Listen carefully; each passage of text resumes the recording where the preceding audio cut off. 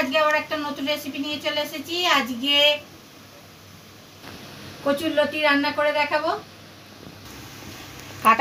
কাটাটা দেখানো হয়নি, তাই দেখুন খোলাগুলো ছাড়িয়ে নিয়েছি ভালো করে লতির গা থেকে।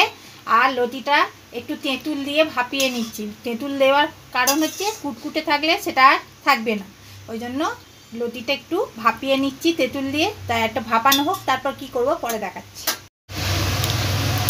লতিটা সেদ্ধ হয়ে গেছে, এবার এইটা জলটা ফেলে দেব। এবার কড়াতে সর্ষের তেল দেব।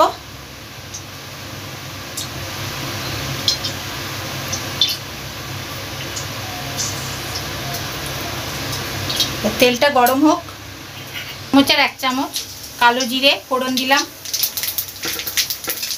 4টে কাঁচা লঙ্কা। এটা কোনো কিছু সেরকম মশলা না লাগে না, অল্প মশলা। একটা মালা, ছোটো মালা, 1 মালা নারকেল আমি কুড়ে নিয়েছি।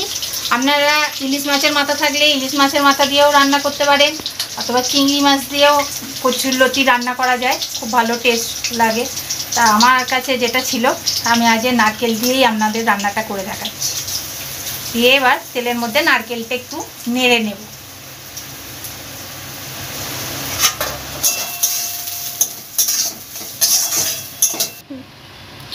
নারকেলটা আমার ভাজা হয়ে গেছে, এবার লতিটা দিয়ে দেব।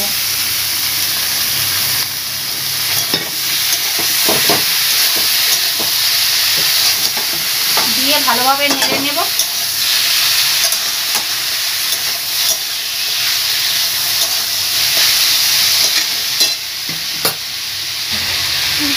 এক চামচ হলুদ আর একটু দেব।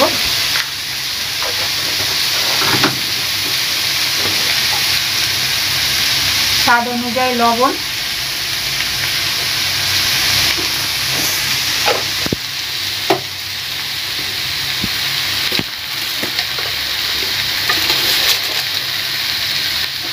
চিনি অল্প।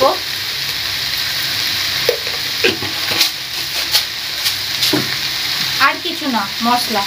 এই মশলাতেই লতি রান্না হয়ে যাবে। এইতেই ভাত 1 থালা খাওয়া হয়ে যাবে।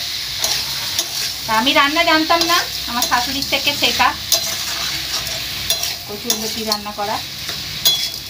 তো এটা হোক।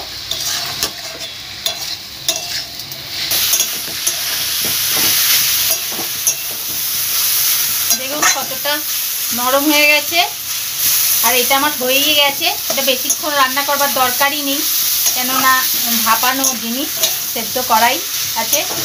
শুধু নারকেল দিয়ে একটুখানি ভালোভাবে কষিয়ে নিলেই ব্যাস।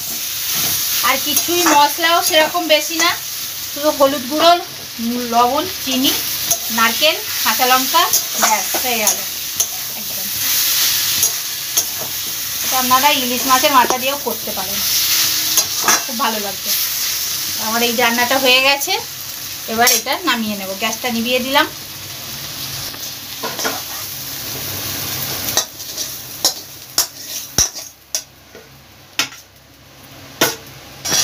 এরমভাবেই বাড়িতে কচুর লতি রান্না করে খেয়ে দেখবেন, খুব ভালো লাগবে।